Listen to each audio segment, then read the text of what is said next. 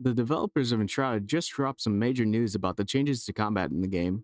In this video, we're going over what these new changes are while breaking down exactly what's being shown. So the first feature update we'll be getting to combat will be heavy attacks, and these will be triggered when the player holds down on their attack input rather than clicking and releasing. This new type of attack comes with increased damage over basic light attacks, as well as stagger immunity against smaller mobs. This feature will be so nice to have in the game, as it'll add a little bit more nuance to the combat, giving players a sense of risk reward.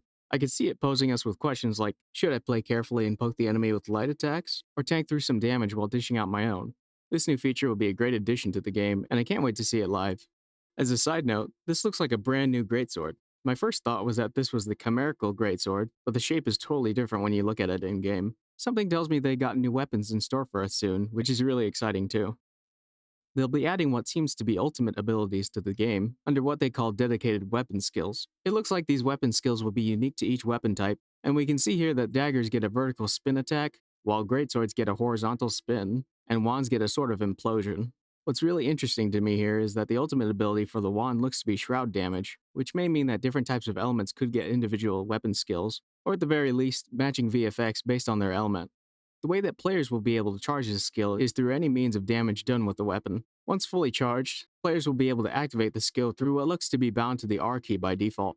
This ability will have full stagger immunity to all attacks, making players unstoppable while performing them unless defeated from the sounds of things. From the way the developers describe it, it sounds as if certain weapon skills will be focused on different things, such as AoE capabilities for the Greatsword in particular. Others will also allow for range, such as the wand skill, and some will be focused on mobility while doing damage, as the daggers very well may be with the jump it starts with. They've also addressed some of the much requested changes to the two-handed weapons, particularly with the Greatsword. For the Greatsword comparison clips they show here, we can see that they completely reworked its basic attack moveset from a double downward slash long stab to a double horizontal swipe downward slash, which should now really help the weapon out a ton when dealing with groups. The biggest thing about this change, though, is in how fast the new moveset is when compared to the old one. If we slow things down a bit, we can see that the Greatsword completes its new moveset in 6.1 seconds, whereas it completes the old moveset in 8.04 seconds. That's nearly 2 seconds faster, which is a huge buff when we take the damage per second into consideration. It makes me wonder if they've done anything to tune its overall damage output back, or if they're leaving it as is. As the Greatsword is in the game now, it's capable of stunning most mob-type enemies as long as you hit them, so if they kept that feature in too, then this new iteration of the Greatsword will absolutely shred crowds up. It would be understandable if they took that capability away in order to balance it, though, so we'll see how it performs once this new update drops on the 21st of this month. For the Greataxe and Greathammer changes, it looks like they gave the old swiping animation over to the Greatsword and replaced the moveset with some more diagonally leaning slashes.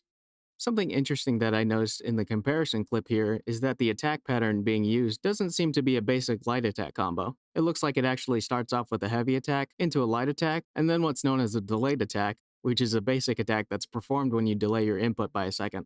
Here's what it looks like in the game currently, compared to what they showed us. You can see that the delayed attacks have been practically preserved in the new iteration. At the very last few seconds of the comparison they show off for the new axe and hammer moveset, we can see that with the changes, the axe does a double sweep. Now this is what I personally think is the start of its true basic light attack combo.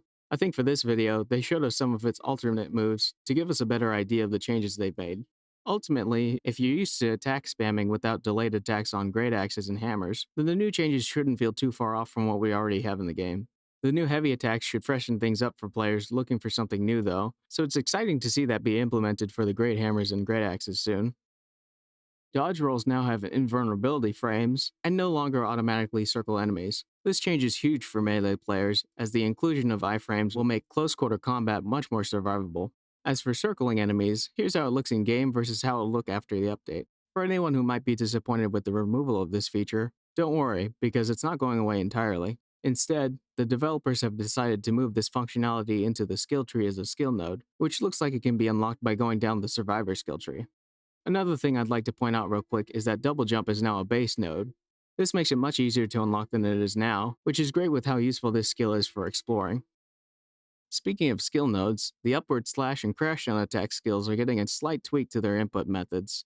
Holding the attack input midair will now trigger the crash down attack, while a quick tap and release to the same button will instead perform the upward slash attack. This change is very much welcome, as the previous iteration required you to wait a little bit before you could use the crashdown skill. Otherwise, you might unintentionally perform an upward slash attack, spending the stamina you intended for the crashdown. Something else that's easy with just 2 quick tap and release actions happens to be liking this video if you're finding it useful, and subscribing if you want to see more videos about Enshrouded. Attacks will now detect when players are near a ledge, and prevent them from stepping further forward. This is a great quality of life feature, especially for mages that like to perch up high and rain spells down on their enemies. Changes have also been made to the mobility of melee attacks. Players will no longer be able to close as great of a distance when swinging their weapons at enemies.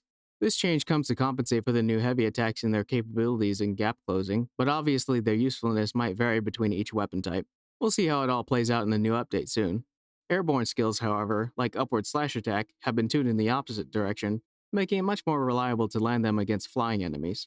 My one hope for all this tuning is that they left the dodge attack warping untouched, as that skill's mobility made for an extremely useful kiting tool.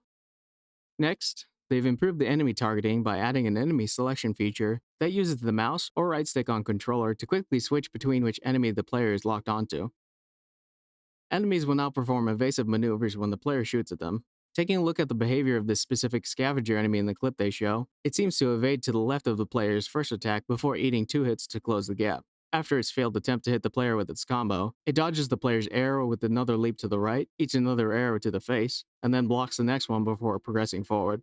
From this preview, after attempting to attack the player, it seems like we can expect enemies, or at least this common scavenger type, to dodge the first shot the player takes. The fact that it alternates sides is a good sign for combat complexity, as this can mean the direction they dodge in is random, adding a little bit of unpredictability to the mix.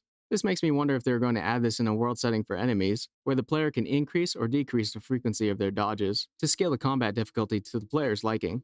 It'd be interesting to see them add this sort of enemy reaction to melee weapons as well, as this could mix things up for melee players looking for a greater challenge. The devs mentioned that they're reworking Aggro in the game and adjusting the target selection when stealthing. Taking a close look at what's going on in these clips, we can see that they've updated the targeting UI by adding in a diamond-shaped meter above enemies' heads. Before getting close enough to perform a sneak attack, the meter above this scavenger's head is barely filled, only to be replaced with a big red diamond the moment the player strikes. This new UI targeting feature will make it much easier to tell when the enemies around you are aware of your presence, giving you a better idea of when you're able to perform sneak attacks or stealth your way out of a given situation. The devs also give a shout out to mage players, saying that they're looking at adding more spells focused on crowd control and AoE. They go on to say that these spells aren't coming with this patch, rather most likely sometime after the full release of the game. Hopefully, while they're at it, they can take a look at reworking spells like Acid Bite for improvement too, with its extremely slow casting speed for how it performs in the game.